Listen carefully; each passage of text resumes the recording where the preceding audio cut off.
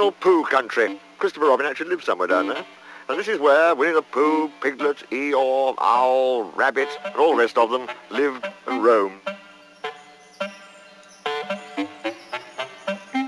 Nobody seemed to know where they came from. But there they were, in the forest, Kanga and Baby Roo.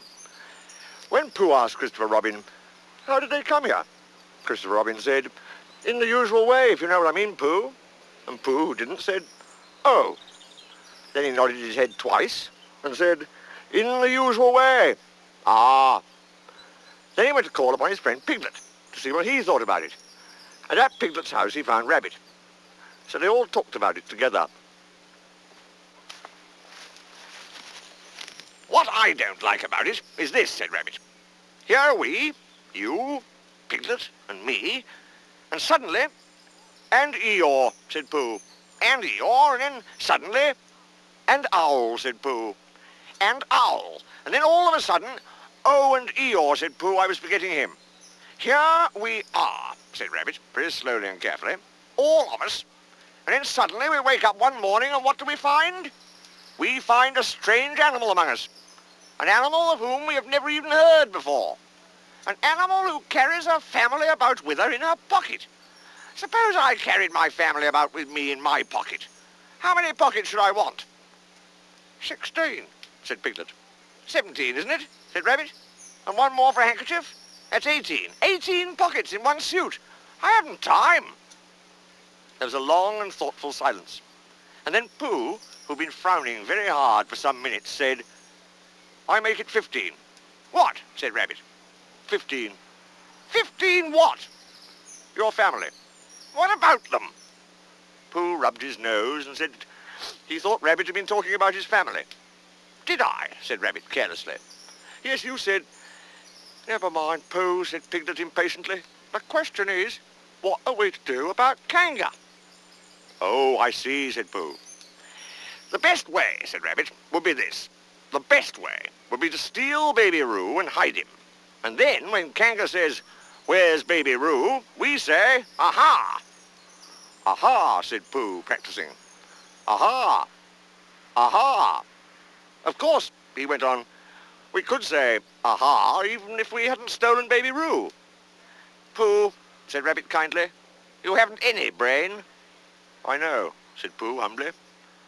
"We say 'Aha' so that Kanga knows that we know where Baby Roo is. Aha means, we'll tell you where Baby Roo is if you promise to go away from the forest and never come back. Now don't talk while I think."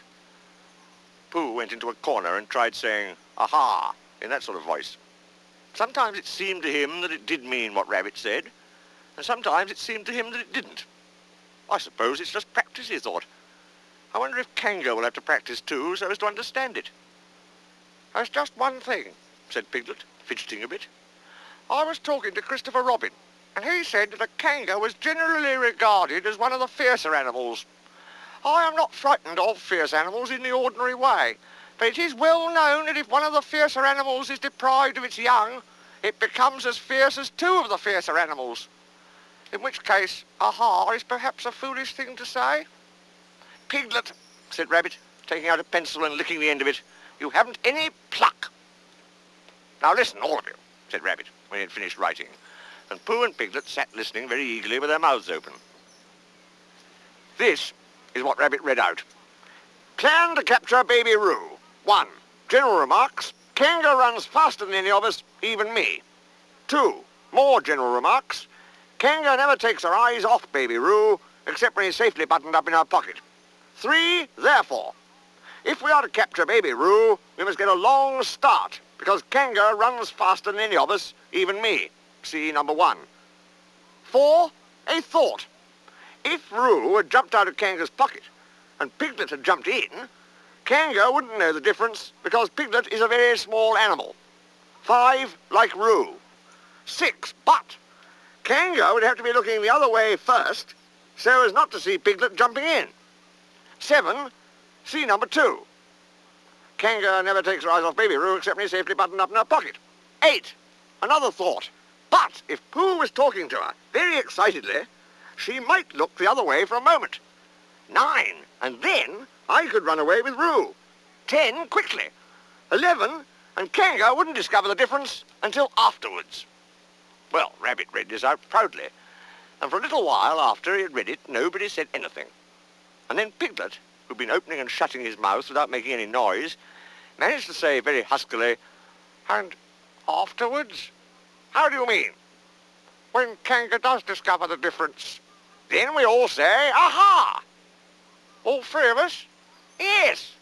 "Oh. Why, what's the trouble, Piglet?" "Nothing," said Piglet. "As long as we all three say it." "As long as we all three say it," said Piglet. "I don't mind," he said, "but I shouldn't care to say, aha, by myself. It wouldn't sound nearly so well. By the way," he said, "you aren't quite sure about what you said about the winter months." "The winter months?" "Yes, only being fierce in the winter months." "Oh, yes, that's all right. Well, Pooh, you see what you have to do." "No," said Pooh Bear. "Not yet," he said. "What do I do?" "Well, you just have to talk very hard to Kanga so she doesn't notice anything." "Oh, what about?" "Anything you like." "You mean like telling her a little bit of poetry or something?" "That's it," said Rabbit. "Splendid. Now come along." So they all went out to look for Kanga. Kanga and Roo were spending a quiet afternoon in a sandy part of the forest. Baby Roo was practicing very small jumps in the sand and falling down mouse holes and climbing out of them, and Kanga was fidgeting about and saying, "Just one more jump, dear, and then we must go home." And at that moment, who should come stumping up the hill but Pooh. "Good afternoon, Kanga." "Good afternoon, Pooh." "Look at me jumping," squeaked Roo and fell into another mouse hole. "Hello, Roo, my little fellow." "We were just going home," said Kanga. "Good afternoon, Rabbit. Good afternoon, Piglet." Rabbit and Piglet had now come up from the other side of the hill. "Oh, Kanga," said Pooh, after Rabbit had winked at him twice. "I don't know if you're interested in poetry at all." "Hardly at all," said Kanga. "Oh," said Pooh. "Go on," said Rabbit in a loud whisper. "Talking of poetry," said Pooh, "I made up a little piece as I was coming along. It went like this. Let me see. Fancy," said Kanga. "Now, Roo, dear." "How did it go, Pooh?" said Rabbit. Pooh gave a little cough and began. "Lines written by a bear of very little brain. On Monday, when the sun is hot, I wonder to myself a lot, now is it true or is it not, that what is which and which is what? On Tuesday, when it hails and snows, the feeling on me grows and grows, and hardly anybody knows if those are these or these are those. On Wednesday, when the sky is blue, and I have nothing else to do, I sometimes wonder if it's true that who is what and what is who. On Thursday, when it starts to freeze and hoarfrost twinkles on the trees, how very readily one sees that these are whose. But whose are these? On Friday, yes, it is, isn't it?" said Kanga, not waiting to hear what happened on Friday. "Just one more jump, Roo, dear, and then we really must be going." Rabbit gave Pooh a hurrying up sort of nudge. "Talking of poetry," said Pooh quickly, "have you ever noticed that tree right over there?" "You ought to look at that tree right over there," said Rabbit. I can see a bird in it from here," said Pooh. "Or is it a fish?" "You ought to see that bird from here," said Rabbit, "unless it's a fish." And then Kanga did turn her head to look. And the moment that her head was turned, Rabbit said in a loud voice, "In you go, Roo!" And in jumped Piglet into Kanga's pocket, and off scampered Rabbit with Roo in his paws as fast as he could. "Why, where's Rabbit?" said Kanga, turning round again. "Are you all right, Roo, dear?" Piglet made a squeaky Roo noise from the bottom of Kanga's pocket. "Rabbit had to go away," said Pooh. "I think he thought of something he had to go and see about suddenly." "And Piglet?" "I think Piglet thought of something at the same time, suddenly." "Well, we must be getting home," said Kanga. "Goodbye, Pooh." And in 3 large jumps she was gone. Pooh looked after her as she went. "Oh, I wish I could jump like that," he thought. "Some can, some can't. That's how it is." But there were moments when Piglet wished that Kanga couldn't. Often when he had had a long walk home through the forest, he'd wished that he were a bird. But now he thought jerkily to himself at the bottom of Kanga's pocket, "If this is flying, I shall never really take to it." And as he went up in the air, he said, "Oh!" And as he came down, he said, "Ow!" And as he was saying, "Ooh, ow! Ooh, ow! Ooh, ow!" all the way to Kanga's house. Of course, as soon as Kanga unbuttoned her pocket, she saw what had happened. Just for a moment, she thought she was frightened, and then she knew she wasn't, for she felt sure that Christopher Robin would never let any harm happen to Roo. So she said to herself, if they are having a joke with me, I will have a joke with them. Now then, Roo dear, she said as she took Piglet out of her pocket. Bedtime. Aha, said Piglet, as well as he could after his terrifying journey. But it wasn't a very good aha, and Kanga didn't seem to understand what it meant. Bath first, said Kanga in a cheerful voice. Ha ha, said Piglet again, looking around anxiously for the others. But the others weren't there. Rabbit was playing with baby Roo in his own house and feeling more fond of him every minute. And Pooh, who had decided to be a Kanga, was still at the sandy place on the top of the forest, practicing jumps. I'm not at all sure, said Kanga in a thoughtful voice, that it wouldn't be a good idea to have a cold bath this evening. Would you like that, Roo dear? Piglet, who had never been really fond of baths, shuddered a long, indignant shudder and said in as brave a voice as he could, Kanga, I see that the time has come to speak plainly. Funny little Roo, said Kanga as she got the bath water ready. I am not Roo, said Piglet loudly. I am Piglet. Yes, dear, yes, said Kanga soothingly, and imitating Piglet's voice too. So clever of him, she went on, as she took a large bar of yellow soap out of the cupboard. What will he be doing next? Can't you see, shouted Piglet. Haven't you got eyes? Look at me. I am looking, Roo dear, said Kanga rather severely. And you know what I told you yesterday about making faces? If you go on making faces like Piglet's, you'll grow up to look like Piglet and then think how sorry you will be. Now then, into the bath and don't let me have to speak to you about it again. Before he knew where he was, Piglet was in the bath, and Kanga was scrubbing him firmly with a large, lathery flannel. You did it on purpose, spluttered Piglet as soon as he could speak, and then accidentally had another mouthful of lathery flannel. That's right, dear, don't say anything, said Kanga. And in another minute, Piglet was out of the bath and being rubbed dry with a towel. Now, said Kanga, there's your medicine and then bed. Oh, medicine, said Piglet. To make you grow big and strong, dear. You don't want to grow up small and weak like Piglet, do you? Well, then. At that moment, there was a knock at the door. Come in, said Kanga, and in came Christopher Robin. Christopher Robin, cried Piglet. Tell Kanga who I am. She keeps saying I'm Roo. I'm not Roo, am I? Christopher Robin looked at him very carefully and shook his head. You can't be Roo, he said, because I've just seen Roo playing in Rabbit's house. Well, said Kanga, fancy that. Fancy my making a mistake like that. There you are, said Piglet. I told you so. I'm Piglet. Christopher Robin shook his head again. Oh, you're not Piglet, he said. I know Piglet well, and he's quite a different colour. Piglet began to say that this was because he had just had a bath, and then he thought that perhaps he wouldn't say that. And as he opened his mouth to say something else, Kanga slipped the medicine spoon in and then patted him on the back and told him that it was really quite a nice taste when he got used to it. I knew it wasn't Piglet, said Kanga. I wonder who it can be. Perhaps it's some relation of Pooh's, said Christopher Robin. What about a nephew or an uncle or something? Kanga agreed that this was probably what it was, and said that they would have to call it by some name. I shall call it Pootle, said Christopher Robin. Henry Pootle for short.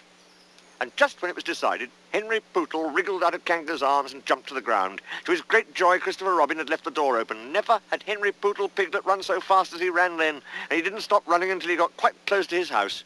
But when he was 100 yards away, he stopped running and rolled the rest of the way home so as to get his own nice, comfortable colour again.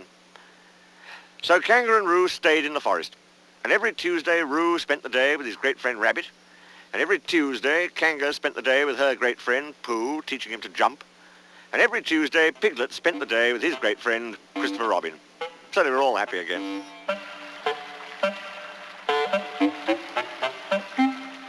By the time it came to the edge of the forest, the stream had grown up, so that it was almost a river.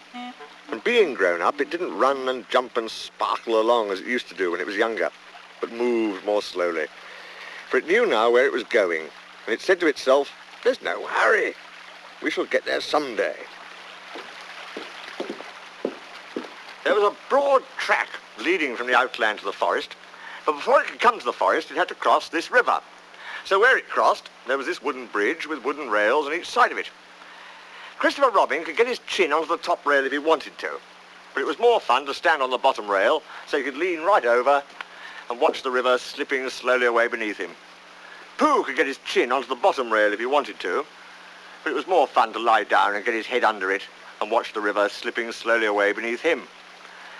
And this was the only way in which Piglet and Roo could watch the river at all, because they were too small to reach the bottom rail, so they would lie down and watch it, and it slipped away very slowly, being in no hurry to get there.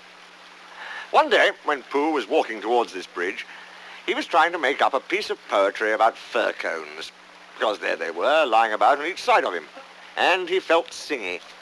So he picked a fir cone up and looked at it and said to himself, "This is a very good fir cone, and something ought to rhyme to it." But he couldn't think of anything. And then this came into his head suddenly. "Here is a mystery about a little fir tree.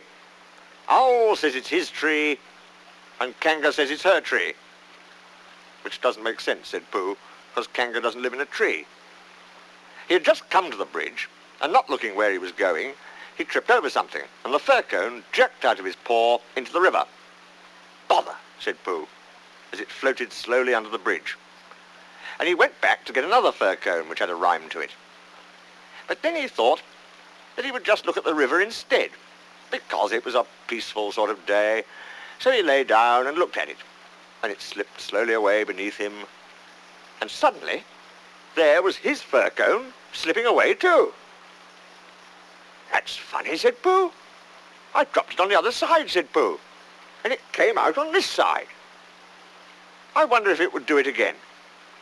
And he went back for some more fir cones. It did. It kept on doing it. Then he dropped two in at once and leant over the bridge to see which of them would come out first. And one of them did. And as they were both the same size, he didn't know if it was the one which he wanted to win or the other one. So the next time, he dropped one big one and one little one. And the big one came out first, which is what he had said it would do, and the little one came out last, which is what he had said it would be. So he'd won twice. And when he went home for tea, he had won 36 and lost 28, which meant that he had, well, you take 28 from 36. And that's what he was, instead of the other way round. And that was the beginning of the game called Pooh Sticks, which Pooh invented and which he and his friends used to play on the edge of the forest. But they played with sticks instead of fir cones because they were easier to mark. Now one day, Pooh and Piglet and Rabbit and Roo were all playing Pooh Sticks together. They had dropped their sticks in when Rabbit said, "Go!" And then they had hurried across to the other side of the bridge, and now they were all leaning over the edge, waiting to see whose stick would come out first. But it was a long time coming, because the river was very lazy that day and hardly seemed to mind if it didn't ever get there at all. "I can see mine," cried Roo. "No, I can't. It's something else. Can you see yours, Piglet? I thought I could see mine, but I couldn't. There it is. No, it isn't. Can you see yours, Pooh?" "No," said Pooh. "I expect my stick stuck," said Roo. "Rabbit, my stick stuck. Is your stick stuck, Piglet?" "They always take longer than you think," said Rabbit. "How long do you think they'll take?" asked Roo. "I can see yours, Piglet," said Pooh suddenly. "Mine's a sort of greyish one," said Piglet, not daring to lean too far over in case he fell in. "Yes, that's what I can see. It's coming on to my side." Rabbit leant further over than ever, looking for his, and Roo wriggled up and down, calling out, "Come on, stick, stick, stick, stick." And Piglet got very excited, because his was the only one which had been seen, and that meant that he was winning. "It's coming," said Pooh. "Are you sure it's mine?" squeaked Piglet excitedly. "Yes, because it's grey, a big grey one. Here it comes, a very big grey... Oh, no, it isn't. It's Eeyore." And out floated Eeyore. "Eeyore!" cried everybody. Looking very calm, very dignified, with his legs in the air, came Eeyore from beneath the bridge. "It's Eeyore!" cried Roo, terribly excited. "Is that so?" said Eeyore, getting caught up by a little eddy and turning slowly round 3 times. "I wondered." "I didn't know you were playing," said Roo. "I'm not," said Eeyore. "Eeyore, what are you doing there?" said Rabbit. "I'll give you 3 guesses, Rabbit. Digging holes in the ground, wrong. Leaping from branch to branch of a young oak tree, wrong. Waiting waiting for somebody to help me out of the river? Right. Give Rabbit time and he'll always get the answer. But Eeyore, said Pooh in distress, what can we, how shall we, do you think if we... Yes, said Eeyore, one of those would be just the thing. Thank you, Pooh. He's going round and round, said Roo, much impressed. And why not? Said Eeyore coldly. I can swim too, said Roo proudly. Not round and round, said Eeyore. It's much more difficult. I didn't want to come swimming at all today, he went on, revolving slowly. But if, when in, I decide to practice a slight circular movement from right to left, or perhaps I should say, he added, as he got into another eddy, from left to right, just as it happens to occur to me, it is nobody's business but my own. There was a moment's silence while everybody thought. I've got a sort of idea, said Pooh at last, but I don't suppose it's a very good one. I don't suppose it is either, said Eeyore. Go on, Pooh, said Rabbit. Let's have it. Well, if we all threw stones and things into the river on one side of Eeyore, the stones would make waves, and the waves would wash him to the other side. That's a very good idea, said Rabbit, and Pooh looked happy again. Very, said Eeyore. When I want to be washed, Pooh, I'll let you know. Supposing we hit him by mistake, said Piglet anxiously. Or supposing you missed him by mistake, said Eeyore. Think of all the possibilities, Piglet, before you settle down to enjoy yourselves. But Pooh had got the biggest stone he could carry and was leaning over the bridge, holding it in his paws. I'm not throwing it. I'm dropping it, Eeyore, he explained. And then I can't miss. I can't hit you. Could you stop turning round for a moment? Because it muddles me rather. No, said Eeyore. I like turning round. Rabbit began to feel that it was time he took command. Now, Pooh, he said, when I say now, you can drop it. Eeyore, when I say now, Pooh will drop his stone. Thank you very much, Rabbit, but I expect I shall know. Are you ready, Pooh? Piglet, give Pooh a little more room. Get back there, Roo. Are you ready? No, said Eeyore. No, said Rabbit. Pooh dropped his stone. There was a loud splash and Eeyore disappeared. It was an anxious moment for the watchers on the bridge. They looked and looked, and even the sight of Piglet's stick coming out a little in front of Rabbit's didn't cheer them up as much as you would have expected. And then, just as Pooh was beginning to think that he must have chosen the wrong stone, or the wrong river, or the wrong day for his idea, something grey showed for a moment by the riverbank, and it got slowly bigger and bigger. And at last it was Eeyore coming out. With a shout, they rushed off the bridge and pushed and pulled at him, and soon he was standing among them again on dry land. "Oh, Eeyore, you are wet," said Piglet, feeling him. Eeyore shook himself and asked somebody to explain to Piglet what happened when you'd been inside a river for quite a long time. "How did you fall in, Eeyore?" asked Rabbit, as he dried him with Piglet's handkerchief. "I didn't," said Eeyore. "But how?" "I was bounced," said Eeyore. "Who?" said Roo excitedly. "Did somebody push you?" "Somebody bounced me. I was just thinking by the side of the river, thinking, if any of you know what that means, when I received a loud bounce." "Oh, Eeyore," said everybody. "Are you sure you didn't slip?" asked Rabbit wisely. "Of course I slipped. If you're standing on the slippery bank of a river and somebody bounces you loudly from behind, you slip. What do you think I did?" "But who did it?" asked Roo. Eeyore didn't answer. "I expect it was Tigger," said Piglet nervously. "But Eeyore," said Pooh, "was it a joke or an accident? I didn't stop to ask, Pooh. Even at the very bottom of the river I didn't stop to say to myself, is this a hearty joke or is it the merest accident? I just floated to the surface and said to myself, it's wet, if you know what I mean." "And where was Tigger?" asked Rabbit. Before Eeyore could answer, there was a loud noise behind them, and through the hedge came Tigger himself. "Hello, everybody," said Tigger cheerfully. "Hello, Tigger," said Roo. Rabbit became very important suddenly. "Tigger," he said solemnly, what happened just now? Just when? Said Tigger, a little uncomfortably. When you bounced Eeyore into the river. I didn't bounce him. You bounced me, said Eeyore gruffly. I didn't really. I had a cough, and I happened to be behind Eeyore, and I said, grrr, hoopsa. Why? Said Rabbit, helping Piglet up and dusting him. It's all right, Piglet. It took me by surprise, said Piglet nervously. That's what I call bouncing, said Eeyore. Taking people by surprise. A very unpleasant habit.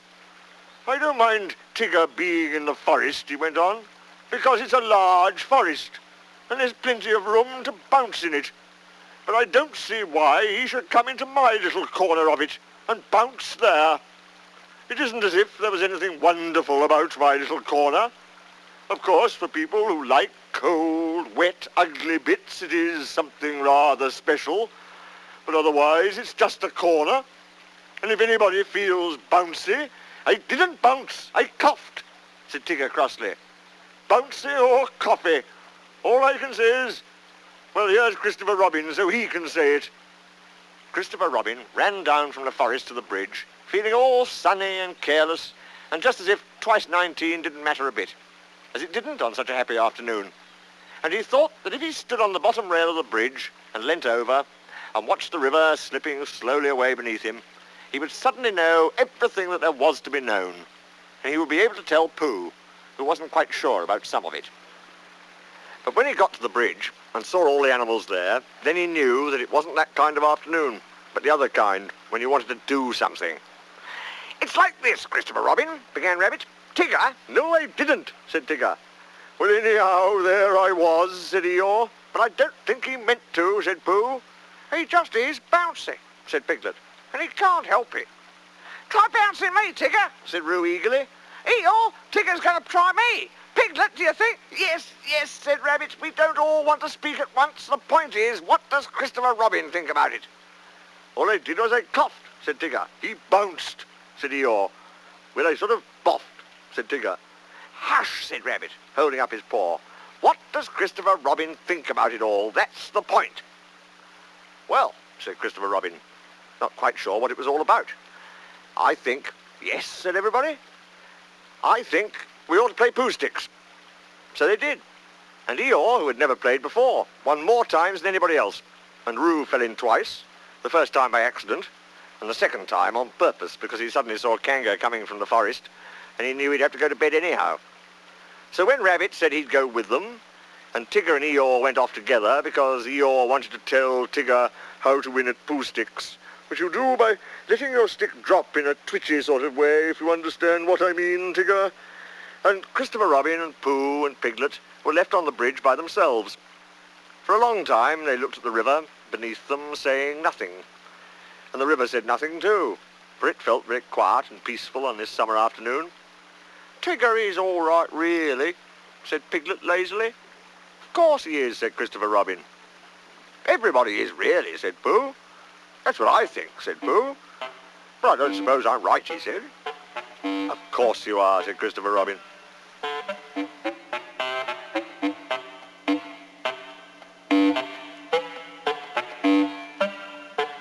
It was going to be one of Rabbit's busy days. As soon as he woke up, he felt important, as if everything depended upon him.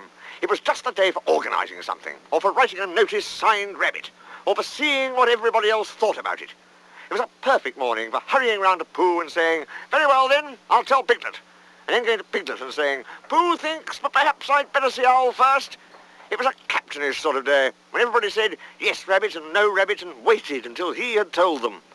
He came out of his house and sniffed the warm spring morning as he wondered what he would do. After all, said Rabbit to himself, Christopher Robin depends on me. He's fond of Pooh and Piglet and Eeyore, and so am I. But they haven't any brain. Not to notice. And he respects Owl because you can't help respecting anybody who can spell Tuesday, even if he doesn't spell it right. But spelling isn't everything. There are days when spelling Tuesday simply doesn't count. And Kanga is too busy looking after Roo, and Roo is too young, and Tigger too bouncy to be of any help. So there's really nobody but me when you come to look at it. I'll go and see if there's anything he wants doing, and then I'll do it for him. It's just the day for doing things.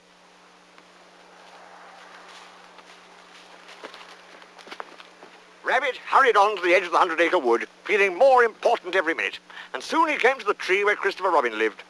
He knocked at the door, and he called out once or twice, then he walked back a little way and put his paw up to keep the sun out, and called to the top of the tree. Then he turned all round and shouted, "Hello!" And I say, and it's Rabbit. But nothing happened. Then he stopped and listened, and everything stopped and listened with him, and the forest was very lone and still and peaceful in the sunshine, until suddenly, 100 miles above him, a lark began to sing. "Bother," said Rabbit. "He's gone out." He went back to the green front door just to make sure, and he was turning away, feeling that his morning had got all spoilt, when he saw a piece of paper on the ground, and there was a pin in it, as if it had fallen off the door. "Ah," said Rabbit, feeling quite happy again. "Another notice, which said, 'Gone out, Baxon, busy, Baxon, CR.' Ha!" said Rabbit again. "I must tell the others." And he hurried off importantly. The nearest house was Owl's, and to Owl's house in the 100-acre wood he made his way. He came to Owl's door, and he knocked and he rang, and he rang and he knocked, and he rang and he rang and he knocked. And at last Owl's head came out and said, "Go away, I'm thinking, oh, it's you," which was how he always began. "Owl," said Rabbit shortly, "you and I have brains. The others have fluff. If there's any thinking to be done in this forest, and when I say thinking, I mean thinking, you and I must do it." "Yes," said Owl, "I was. Read that." Owl took Christopher Robin's notice from Rabbit and looked at it nervously. He could spell his own name, Owl, and he could spell Tuesday, so that you knew it wasn't Wednesday, and he could read quite comfortably when you weren't looking over his shoulder and saying "well" all the time. And he could... "Well?" said Rabbit. "Yes," said Owl, looking wise and thoughtful. "I see what you mean, undoubtedly." "Well, exactly," said Owl, "precisely." And he added after a little thought, "If you had not come to me, I should have come to you." "Why?" asked Rabbit. "For that very reason," said Owl, hoping that something helpful would happen soon. "Yesterday morning," said Rabbit solemnly, "I went to see Christopher Robin. He was out. Pinned on his door was a notice." "The same notice?" "A different one, but the meaning was the same. It's very odd."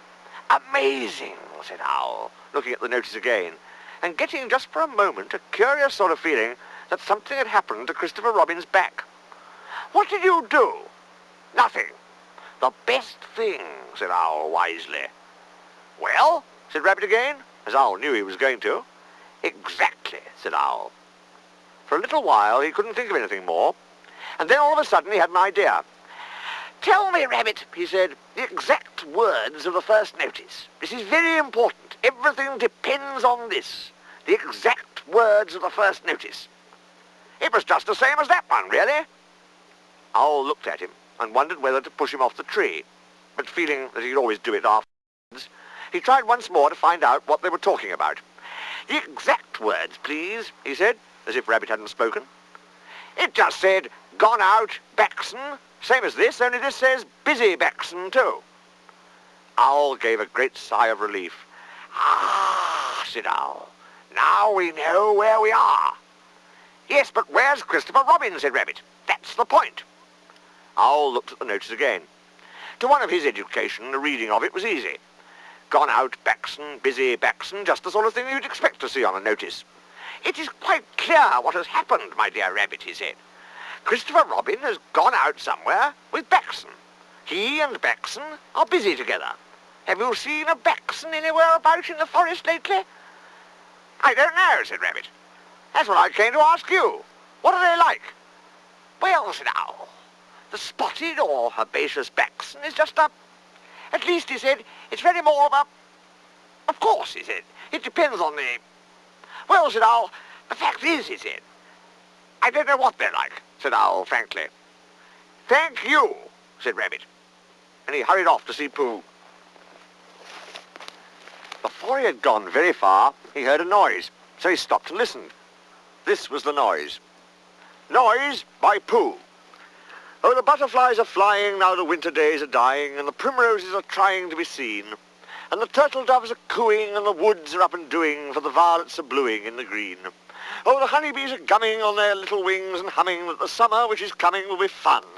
And the cows are almost cooing and the turtle doves are mooing, which is why a poo is pooing in the sun. For the spring is really springing, you can see a skylark singing, and the bluebells which are ringing can be heard. And the cuckoo isn't cooing, but he's cooking, and he's ooing, and a poo is simply pooing, like a bird.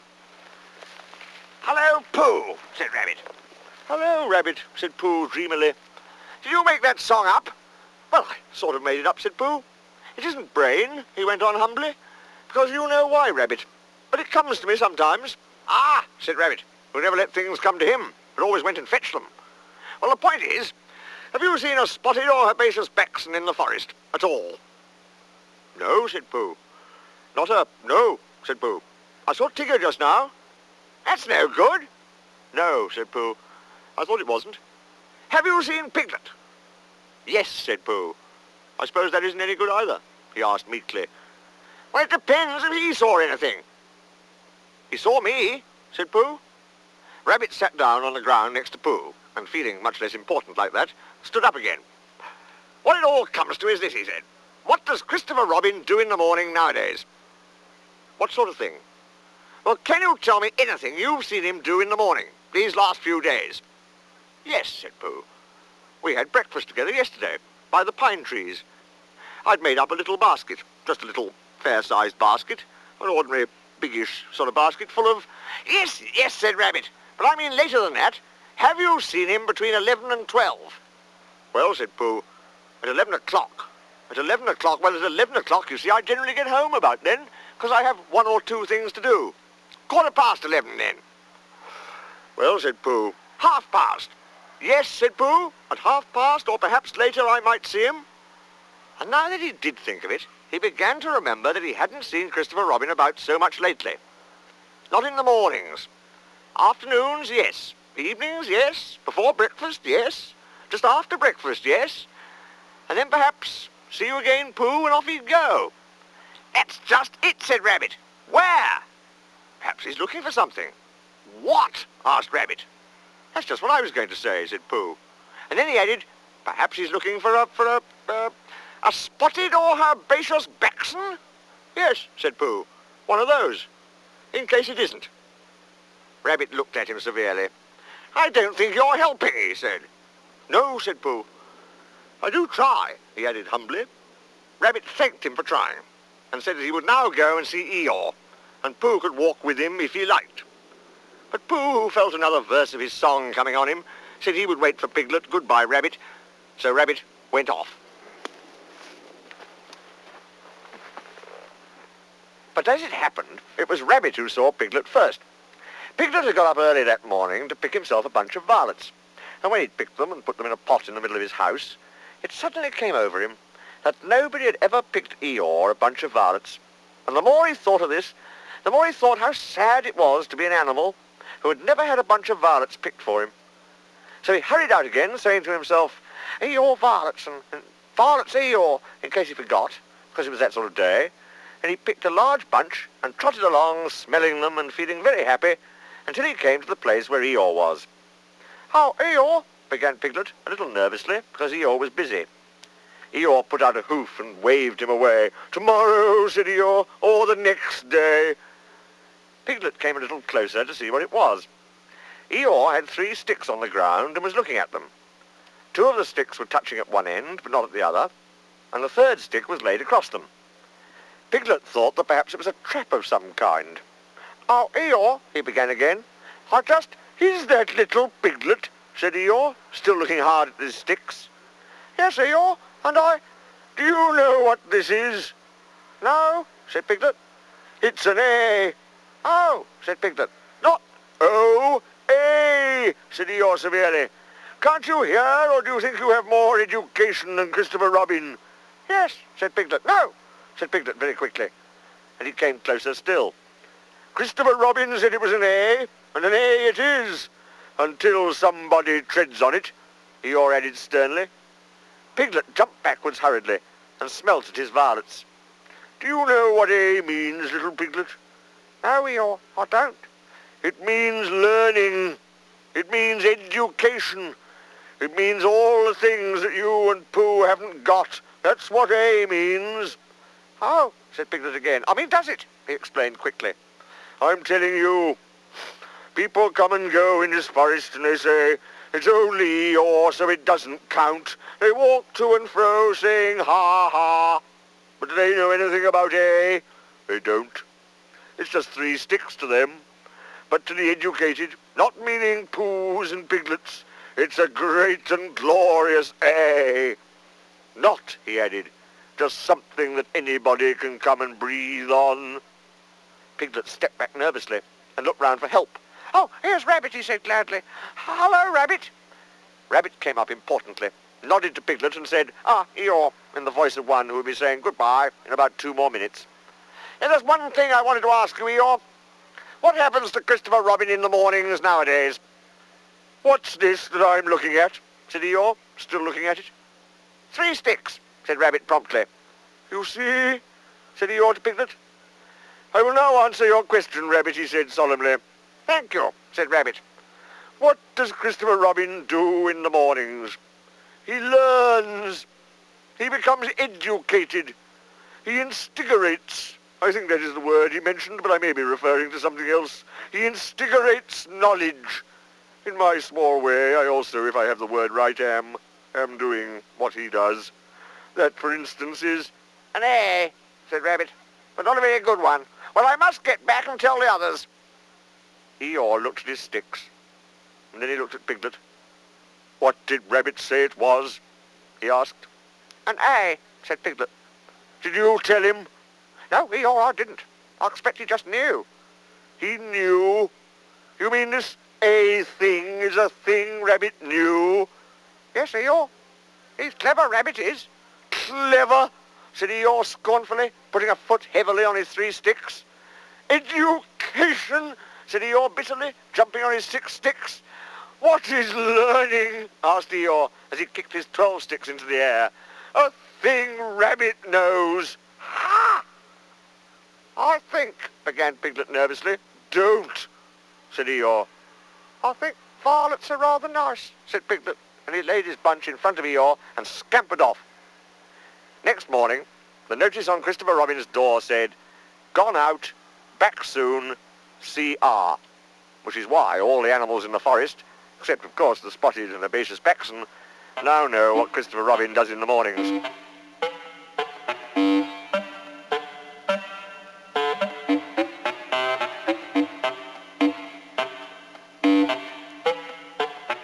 Christopher Robin was going away.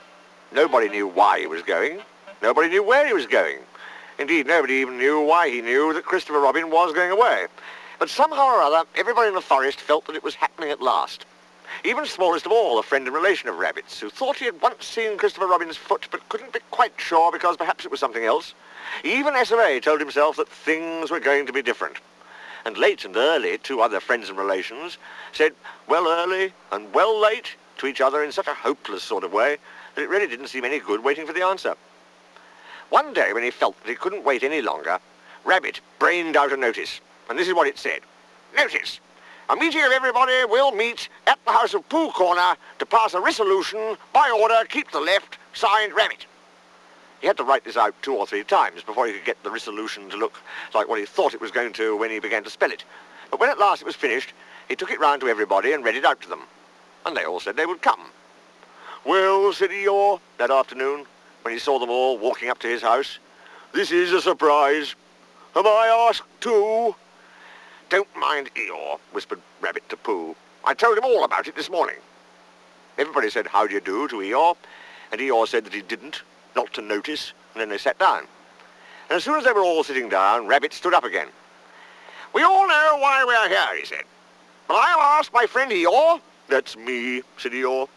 "Grand." "I have asked him to propose a resolution. Now then, Eeyore," he said.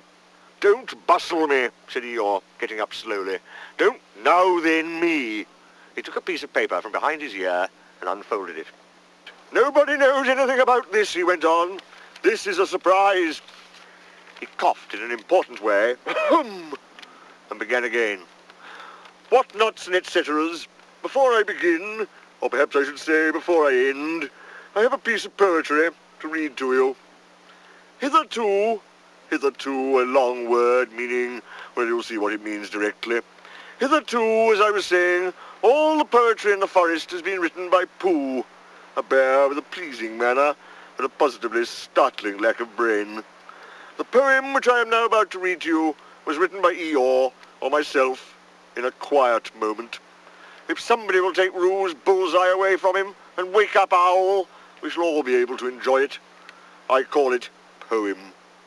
This was it. Christopher Robin is going, at least I think he is, where? Nobody knows, but he is going. I mean he goes, to rhyme with nose. Do we care? To rhyme with where. We do, very much. I haven't got a rhyme for that is in the second line yet. Bother. Now I haven't got a rhyme for bother. Bother. Those two bothers will have to rhyme with each other. Bother. The fact is, this is more difficult than I thought. I ought, very good indeed, I ought to begin again, but it is easier to stop. Christopher Robin, goodbye.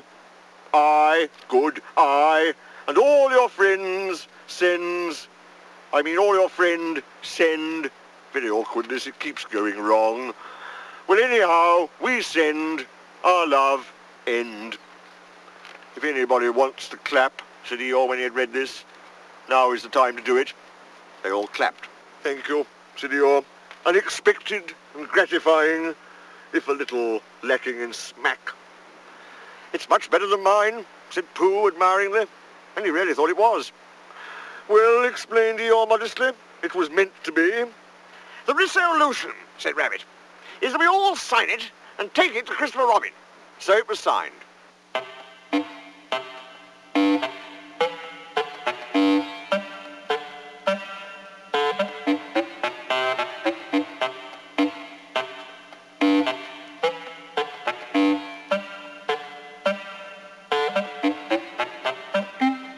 And they all went off to Christopher Robin's house with it. Hello, everybody, said Christopher Robin. Hello, Pooh.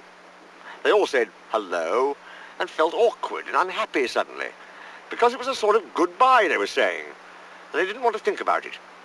So they stood around and waited for somebody else to speak, and they nudged each other and said, go on, and gradually Eeyore was nudged to the front, and the others crowded behind him. What is it, Eeyore? Asked Christopher Robin. Eeyore swished his tail from side to side so as to encourage himself, and began. Christopher Robin, he said, we've come to say, to give you, it's called written by, but we've all, because we've heard, I mean we all know, well, you see, it's, well, that to put it as shortly as possible is what it is. And he turned round angrily on the others and said, everybody crowds around so in his forest. There's no space. I never saw a more spreading lot of animals in my life. Can't you see that Christopher Robin wants to be alone? I'm going. And he humped off. Not quite knowing why, the others began edging away. And when Christopher Robin had finished reading Poem and was looking up to say thank you, only Pooh was left. It's a comforting sort of thing to have, said Christopher Robin, folding up the paper and putting it in his pocket. Come on, Pooh. And he walked off quickly. Where are we going? Said Pooh, hurrying after him, and wondering whether it was to be an explore or a what shall I do about you-know-what. Nowhere, said Christopher Robin. So they began to go there. And after they had walked a little way, Christopher Robin said, what do you like doing best in the world, Pooh?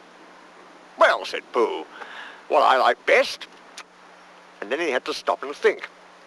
Because although eating honey was a very good thing to do, there was a moment just before you began to eat it which was better than when you were. But he didn't know what it was called. And then he thought that being with Christopher Robin was a very good thing to do. And having Piglet near was a very friendly thing to have. And so when he had thought it all out, he said, what I like best in the whole world is me and Piglet going to see you, and you saying, what about a little something? And me saying, well, I shouldn't mind a little something, should you, Piglet? And it being a hummy sort of day outside, and birds singing. I like that too, said Christopher Robin. But what I like doing best is nothing. How do you do nothing? Asked Pooh, after he had wondered for a long time. Well, it's when people call out at you just as you are going off to do it. What are you going to do, Christopher Robin? And you say, oh, nothing. And then you go and do it. Oh, I see, said Pooh. This is a nothing sort of thing that we're doing now. Oh, I see, said Pooh again. It means just going along, listening to all the things you can't hear, and not bothering. Oh, said Pooh. They walked on, thinking of this and that, and by they came to an enchanted place on the very top of the forest, which is 60-something trees in a circle. And Christopher Robin knew that it was enchanted, because nobody had ever been able to count whether it was 63 or 64, not even when he tied a piece of string round each tree after he'd counted it. Being enchanted, the floor wasn't like the floor of the forest, gorse and bracken and heather, but close-set grass, quiet and smooth and green.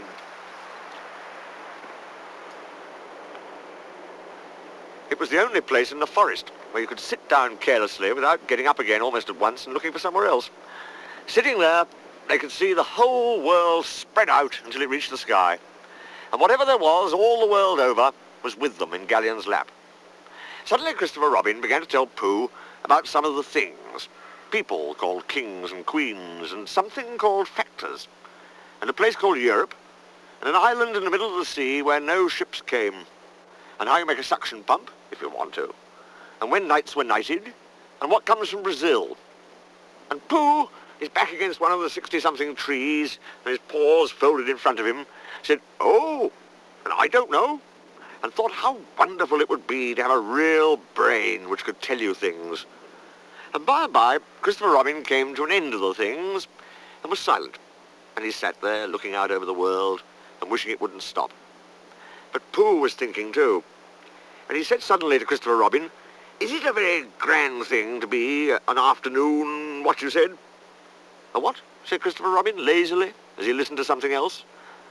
On a horse, explained Pooh. A knight? Oh, was that it? Said Pooh. I thought it was a...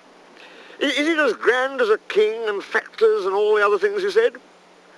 Well, it's not as grand as a king, said Christopher Robin. And then, as Pooh seemed disappointed, he added quickly, but it's grander than factors. Could a bear be one? Of course he could, said Christopher Robin. I'll make you one. And he took a stick and touched Pooh on the shoulder and said, rise, Sir Pooh the Bear, most faithful of all my knights. So Pooh rose and sat down and said thank you, which is the proper thing to say when you've been made a knight, and he went into a dream again, in which he and Sir Pump and Sir Brazil and Factors lived together with a horse and were faithful knights, all except Factors, who looked after the horse, to good King Christopher Robin. And every now and then he shook his head and said to himself, I'm not getting it right. And then he began to think of all the things Christopher Robin would want to tell him when he came back from wherever he was going to, and how muddling it would be for a bear of very little brain to try and get them right in his mind. So perhaps, he said sadly to himself, Christopher Robin won't tell me any more. And he wondered if being a faithful knight meant that you just went on being faithful without being told things. Then suddenly again, Christopher Robin, who was still looking at the world with his chin in his hands, called out, Pooh? Yes, said Pooh. Pooh? Yes, Christopher Robin? I'm not going to do nothing any more. Never again? Well, not so much. They don't let you. Pooh waited for him to go on, but he was silent again. Yes, Christopher Robin, said Pooh helpfully. Pooh, when I'm not doing nothing, will you come up here sometimes? Just me? Yes, Pooh. Will you be here too? Yes, Pooh, I will be really. I promise I will be, Pooh. That's good, said Pooh. Pooh, promise you won't forget about me, ever? Not even when I'm 100? Pooh thought a little. How old shall I be then? 99. Pooh nodded. I promise, he said. Still with his eyes on the world, Christopher Robin put out a hand and felt for Pooh's paw. Pooh, said Christopher Robin earnestly, if I'm not quite... He stopped and tried again. Pooh, whatever happens, you will understand, won't you? Understand what? Oh, nothing. He laughed and jumped to his feet. "Come on." "Where?" said Pooh. "Anywhere," said Christopher Robin. So they went off together. But wherever they go, and whatever happens to them on the way, in that enchanted place on the top of the forest, a little boy and his bear will always be playing. I'm off to anywhere now too, so farewell.